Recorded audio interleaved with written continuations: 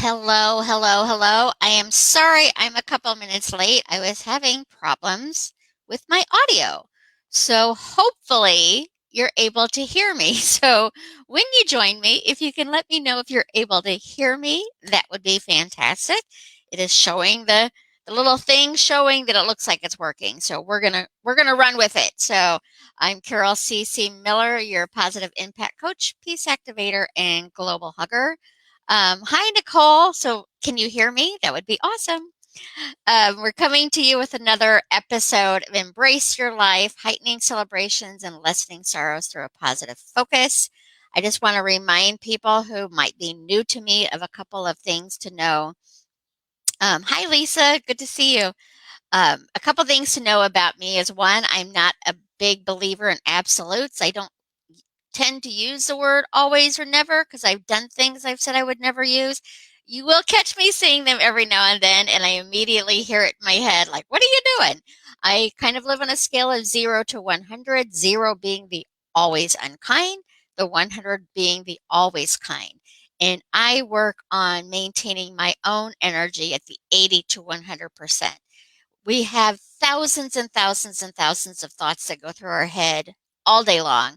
And to think that we're going to have positive thoughts only is a little silly, but we can, by practice and daily practice and being diligent and aware of what we're thinking about, then we can create more positive, contented, kind thoughts than the opposite. So when I'm working on the 80 to 100, do I slip below that sometimes?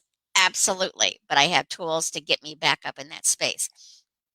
Coaching clients that I work with, I would say are probably 40, maybe 30 and above. If doesn't mean you're wrong if you're below 30, it just means you probably don't resonate with me because you're in a space where you're focusing more on what isn't working in your life rather than what is working.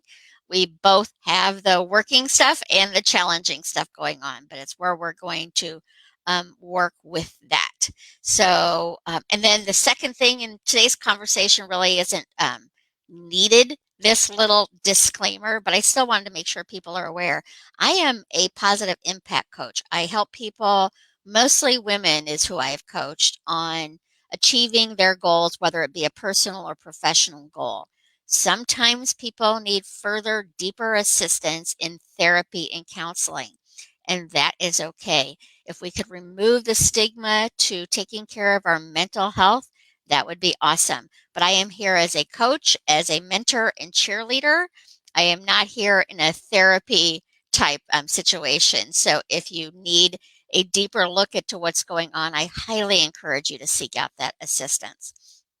So let's get started. Hi, Heidi. Hi, Omar. Men need love too. Absolutely. Absolutely, absolutely, Omar. I just meant that generally people who come to me for coaching are women, with positive focus, like with both men and women. But in my personal coaching practice, I have worked with men, but it generally is women that I work with. So, yes, everybody could use, and that's I'm doing an absolute. I can't imagine anyone who could not use a little bit more love in their world. So let's leave it with that one. But today's word is focus. And what are you focusing on in your life? So the definition, and I use Merriam Webster's, is a point of concentration. And it's really easy to concentrate and give hyper diligence to something that's not working, especially if it's going on right now in our lives. But we get the option and the choice, even if it's a difficult choice, to focus on what's going to bring us more love, more happiness, kindness, compassion, and peace. Or we can focus on what we're afraid of, what we're frustrated about, what we're angry about. Both options are there. It's not a right or a wrong. It's just what you're going to choose to feel a little bit better. So our affirmation, yes, we can absolutely learn from each other, and hopefully we do. Um, the affirmation today is I am focused on love, kindness, compassion, and peace. And if you're in a challenging situation right now or going through a really hard time, Be gentle with yourself. It's not wrong. We all had those times in our lives where it's, harder to get through, but you can get through it. And if I would encourage you to use your affirmation as I'm in the process of focusing on love, kindness, compassion, or peace. I'm in the process of being gentler with myself. I'm in the process of being gentler with whatever situation you find yourself in. It's about what you're going to focus on. When it's a hard time you're going through, it's also hard to not focus on it. I'm not asking you to ignore the challenge. I'm asking you to bring a little love, kindness, compassion, and peace to the challenge that you're going through. Hey, Justin, good to see you. Yes, you are focused on love, compassion, and peace. So the quotes I picked up for today are realize deeply the present moment is all you ever have. Make the now primary focus of your life. Okay. Realize deeply that the present moment is all you ever have. Make the now the primary focus of your life. Eckhart Tolle. And I think that is such a um, it's easier said than done for sure, but often what we're worried about or what we're fearing is something that's in our future, or we're thinking about something that happened in the past that we no longer can change, but we can change our perception of what happened in the past.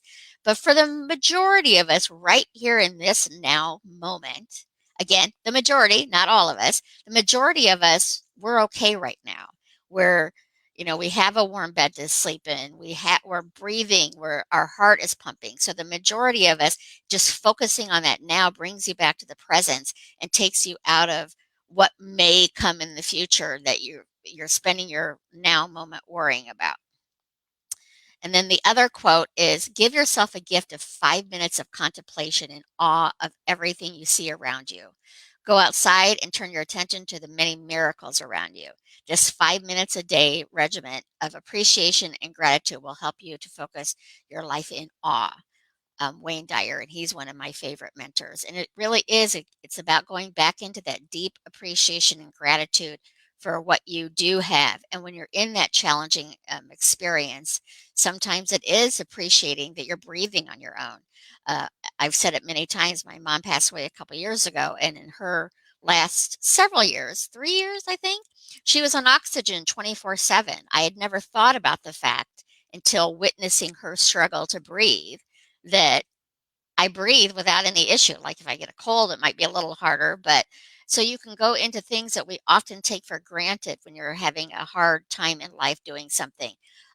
Appreciate this. The sun comes up every day. Maybe it's a cloudy day and you don't see it, but it's still there. So you can go into appreciation for the tiniest things up to the biggest things. And that's going to help shift your focus from where you don't want to be into where you do want to be. Again, it's not about pretending and ignoring challenges, but it is about bringing some love and compassion to those challenges, and it'll help dissipate it a little bit quicker. Good morning, Vicki. Good to see you here. Nicole, I was a little discouraged this morning and I received this beautiful affirmation for today. I am worthy. I am loved. I love my beautiful soul inside and out. And it's just little things like that, Nicole, that can shift our thinking. Now, you could have chosen to read that affirmation and think, "Nope, I'm not in a good mood today. This doesn't work for me." And that would be okay too. But you chose to shift your energy into feeling a little bit better. Some people can go from really angry to really excited in a nanosecond, but the most of us need to work up towards it. So it's really being aware of how you feel and aware of how you want to feel. I don't know of many people, again, I'm not a never or always, that feel good when they're angry. It might feel good to get that emotion out, but the anger itself doesn't feel good. So when you focus on like, this doesn't feel good, what can I do? Well, some people yell and scream and it's getting it out, but then it's expanding and giving energy to that emotion. Um, Write it down, shred it, go for a walk, or do something like that to get those emotions out. I don't want you to pretend you're not angry or pretend you're not worried or afraid, because that's just going to bubble back up later.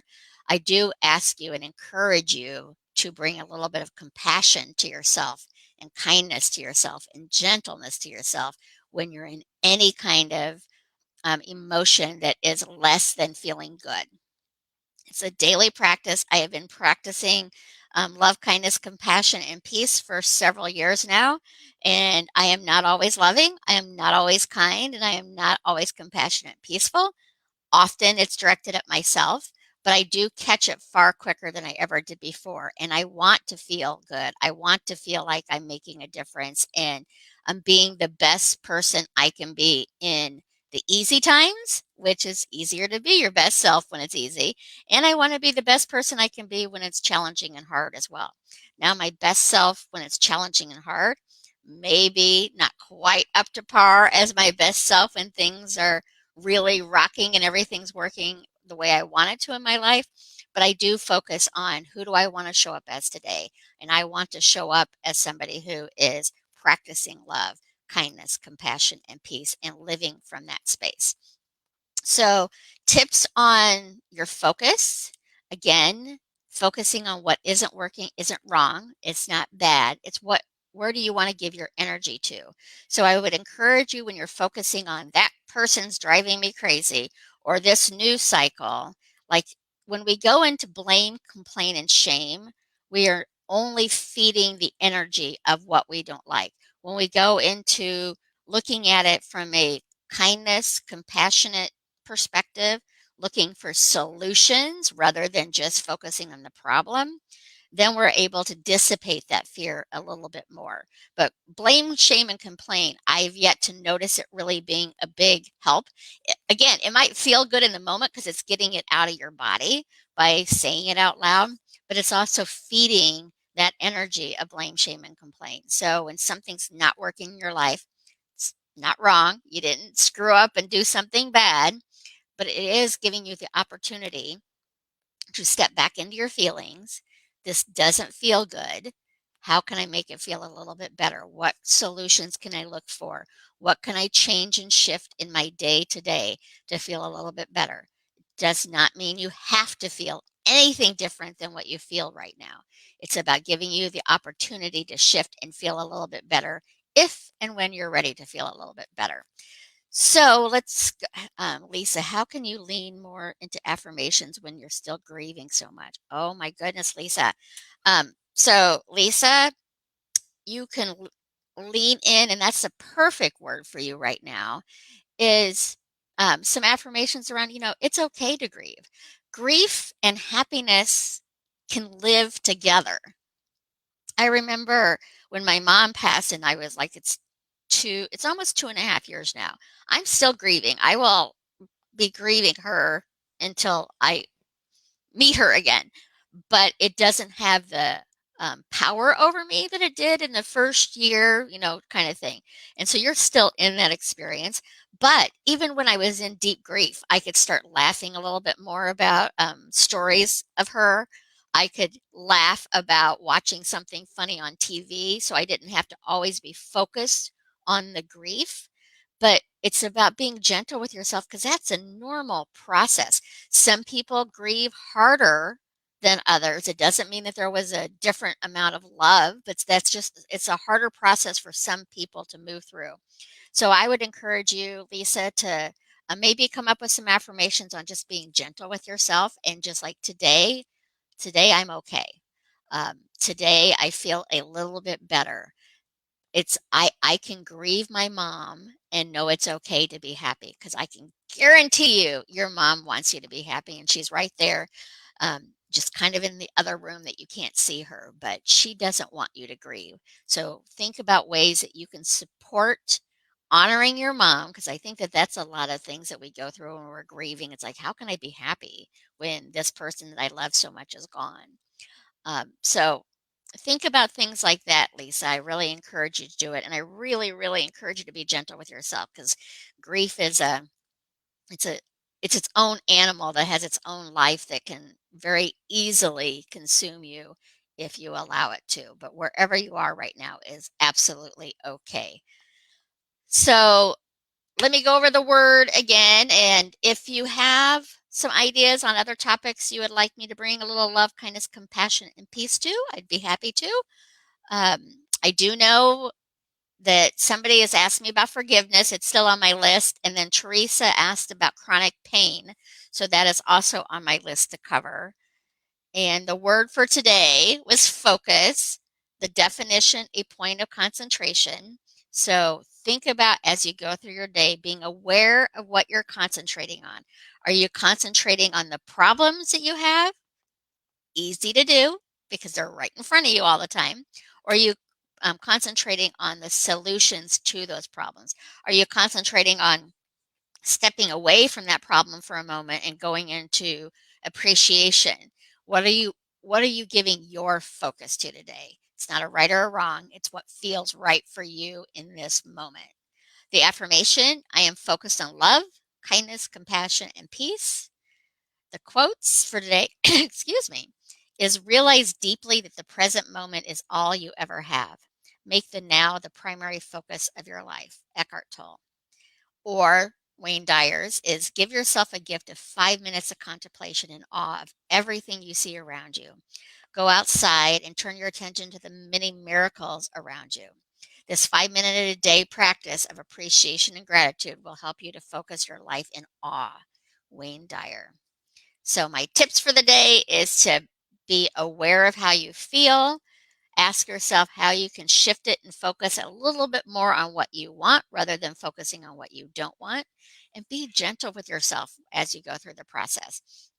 I also have some announcements. On the second Tuesday of every month, I am going to have Shauna Fisher joining me, and she is an animal communicator. So if you would like to find out what your pets, past or present, are thinking about, and if you've never heard of that ability, I encourage you to tune in on the second Thursday. So is that the 10th? It's it's a week from today. So we'll be talking animal communications, and in your comments, you'll be able to say the name of your pet. I'll have to ask her what she needs, if it's living or past, and then she'll be able to share some messages with you. So I'm looking forward to that. At the end of the month, Melissa Bingham is going to be joining me to talk about intentional living. I will be back next Tuesday. Not sure what the topic is, but I have a couple of topics here that I need to cover, and anything else that you want to add into the conversation. So go out there and have a wonderful rest of your day. Focus on love, focus on kindness, focus on compassion, focus on peace.